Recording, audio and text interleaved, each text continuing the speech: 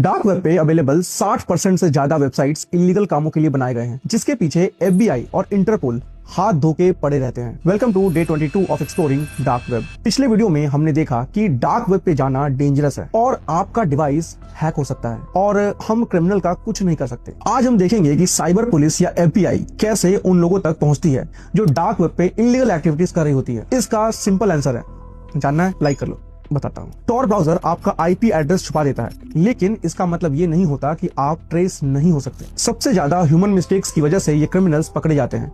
कभी कोई अपना असली ईमेल यूज कर लेता है, कभी same user name clear web और डार्क वेब दोनों जगह यूज कर लेता है, कभी टॉर के बाहर लॉगिन या फिर कभी अपनी राइटिंग स्टाइल, लैंग्वेज या टाइमिंग के थ्रू अपनी पहचान लीक कर देता है। लॉ एनफोर्समेंट इन छोटी छोटी चीजों को जोड़कर क्रिमिनल का पूरा प्रोफाइल बना लेती है। दिन भर FBI के एजेंट्स ट्रैफिक को एनालाइज कर रहे होते हैं, क्योंकि भले ही उनको यूजर का IP एड्रेस ना पता चले, पर एजेंसीज एंट्री नोट्स और एग्जिट एक्टिविटी के टाइमिंग, डेटा साइज और फ्रीक्वेंसी को ट्रैक करती हैं। FBI और police agencies dark web market places में बायर या सेलर बन के भी घूम रहे होते हैं। वो धीरे धीरे ट्रांजेक्शंस ऑब्जर्व करती हैं और एविडेंस कलेक्ट करती हैं।